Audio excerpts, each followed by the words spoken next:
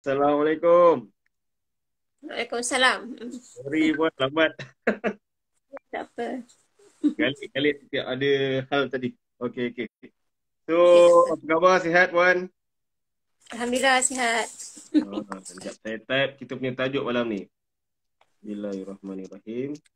Al-Quran yang dilupakan. Tajuk dia ni sedih ya bunyi.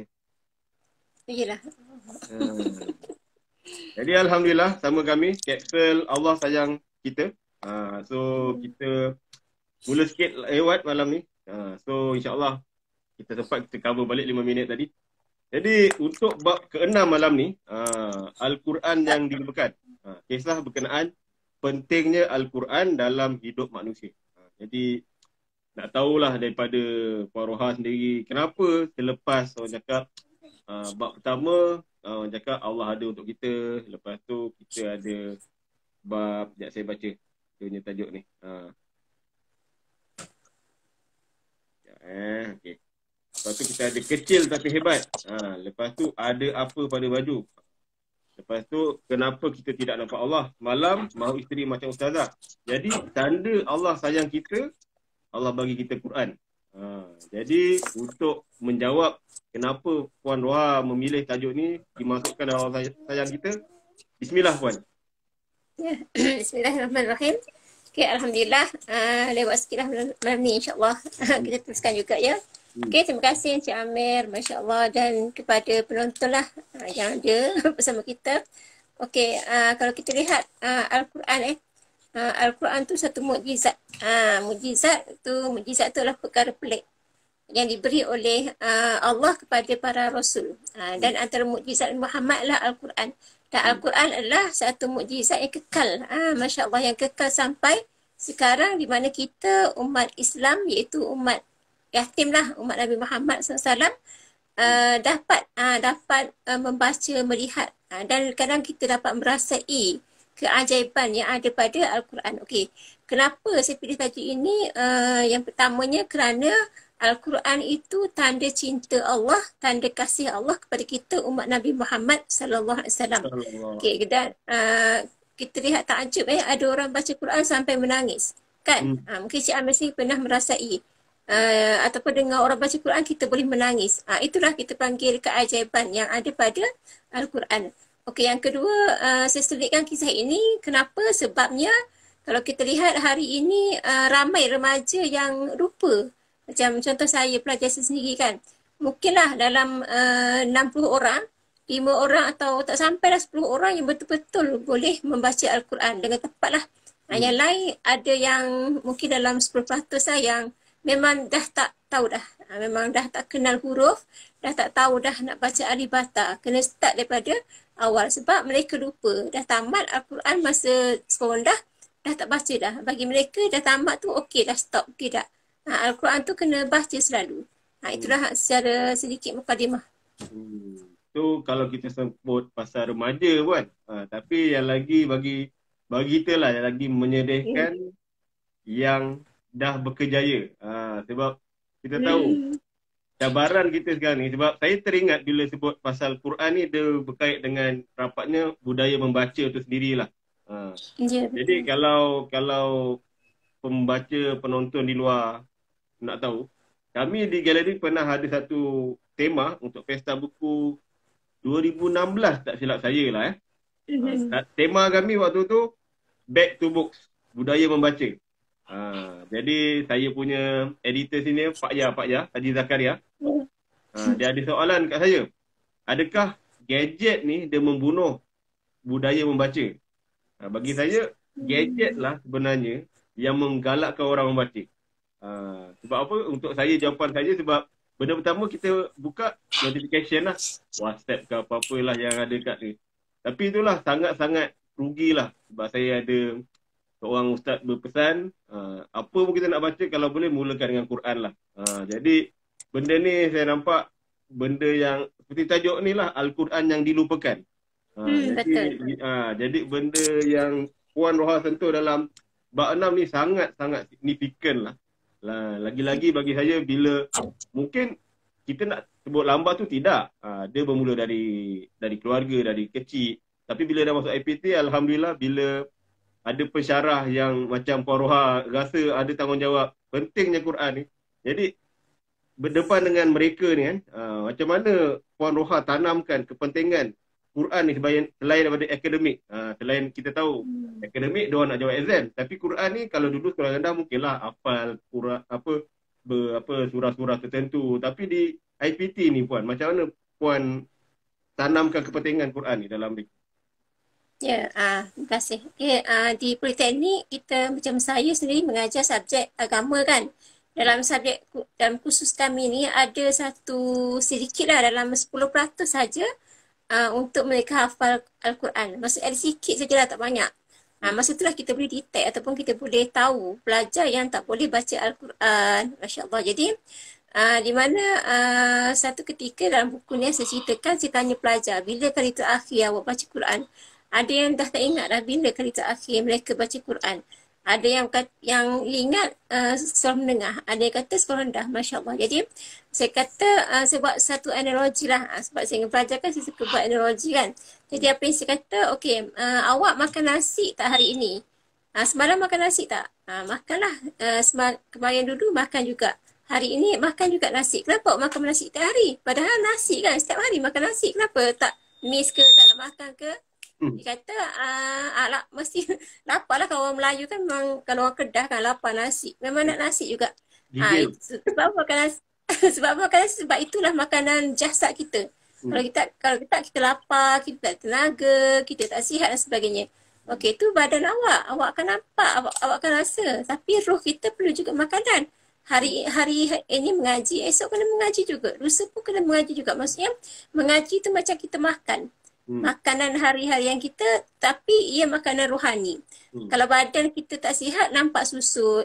Tak cukup makan, tak sihat kan. Tapi roh kita, kita panggil rohani, jiwa kita tak cukup makan, kita akan rasa jiwa kita kacau, kita rasa serabut, masalah datang kita rasa stres dan sebagainya. Itu antara pendekatan lah yang saya ambil. Sebab kalau nak ajar mereka seorang-seorang memang sukar lah, sebab ramai sangat yang tak pandai ngaji. Kita pun ada kerja lain juga kan. Jadi saya pesan kepada mereka, pergilah ke mana-mana kelas secara online ke, ataupun dululah offline ke, jumpa tu guru, baca, belajar, ataupun sama-sama kawan satu rumah sewa kan, belajar mengaji. Sebab sekarang lah awak nak belajar sebelum ada komitmen macam keluarga, isteri, anak tak ada kan. Jadi cubalah ambil peluang untuk belajar Al-Quran. Itu antara pesan saya lah kepada pelajar, insyaAllah. Itu rasa macam student tu. Assalamualaikum Ustazah, melo zaman. Waalaikumsalam, terima kasih. Jadi malam ni kami setiap Jumaat dan Sabtu malam, insyaAllah. Sepatutnya 9 suku lah, hari ni lambat sikit. Dalam 15 minit, kita sembang buku Ustazah kamulah, Puan Ramiah kami.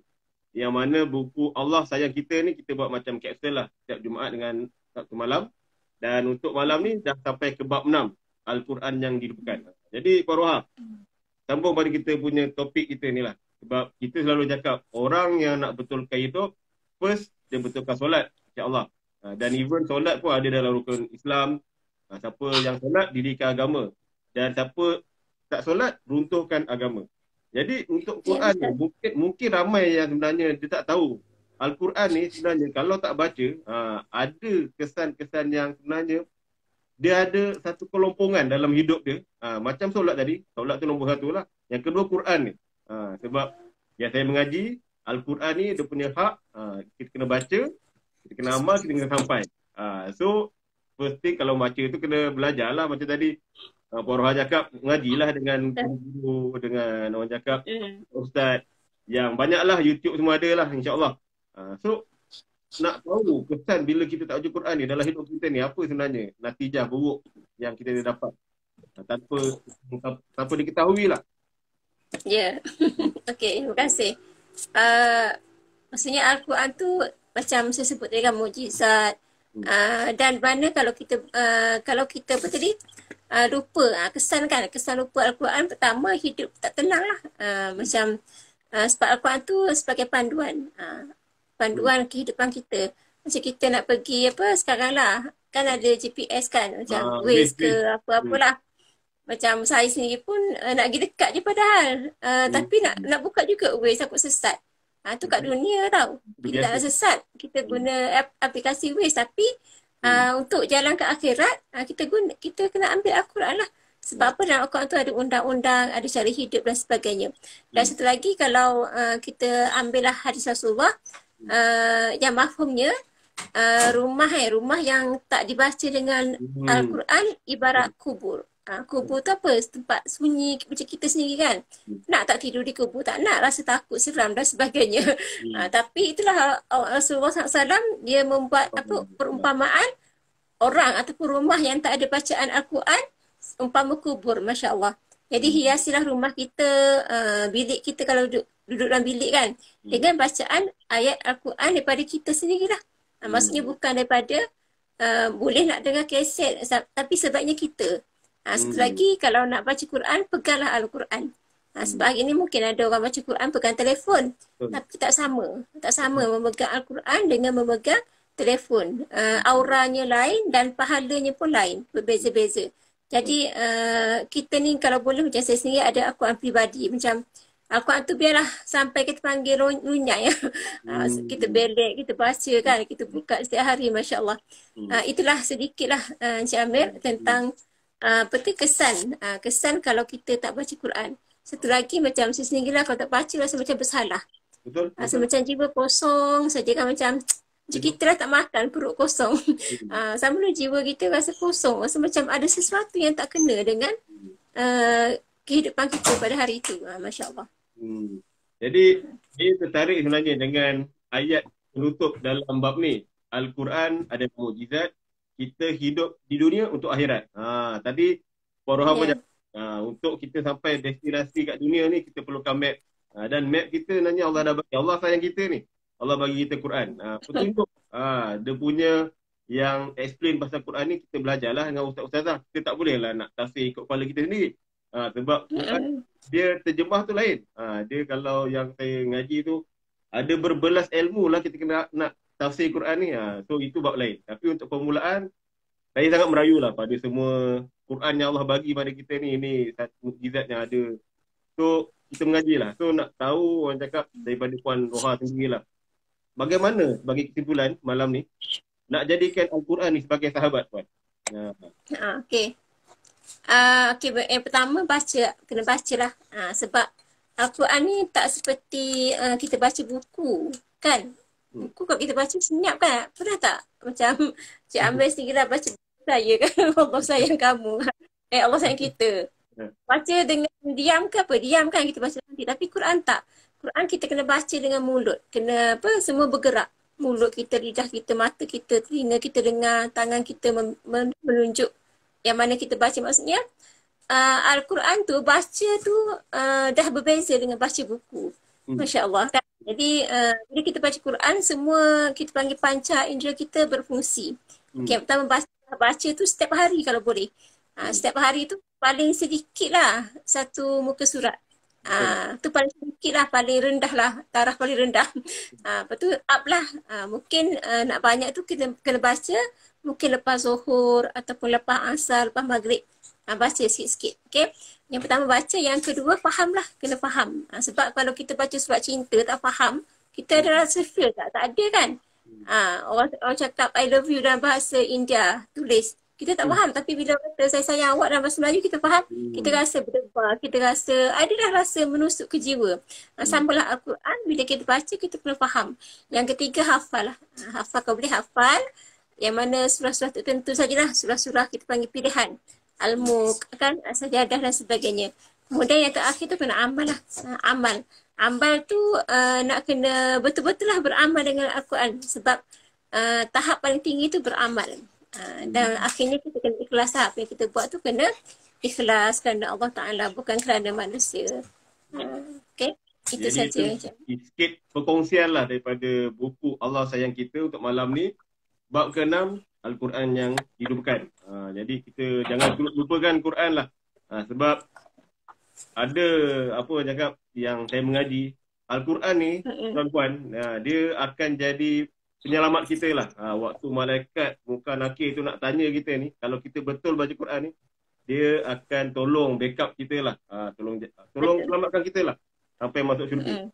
Selagi kita tak masuk syurga, sebab kita dah tunaikan hak dia kat dunia ni, insya-Allah dia akan bantu kita. Tapi kalau kita tak tunaikan Quran kat dunia ni, na'udzubillah, Al-Quran ni akan jadi penuntut kita lah. Jadi benda ni tak sahih, insya-Allah jumpa ustaz kan. Boleh tanya dia, betul ke ustaz? Apa ni Encik Amir ni? Dia bukan ustaz pun, tapi saya pun dengar daripada orang kuliah juga. Jadi nak sahih dan betul. Benda ni satu benda yang tak nak, suka tak suka, sama ada dia jadi penyelamat, pembela atau penuntut kita. Jadi terima kasih Puan Fa untuk perkongsian dan kita akan insya-Allah minggu depan, Jumaat depan ni, bab ke-7, buat baik baik baik. Tu Puan Haryati Hamim. Assalamualaikum Rohamnya. Waalaikumsalam. Terima kasih. Pada kita boleh tengok dekat IGTV. Kita dah ada 6 episod, 6 kapsul Allah sayang kita. Assalamualaikum warahmatullahi wabarakatuh. Waalaikumsalam warahmatullahi wabarakatuh.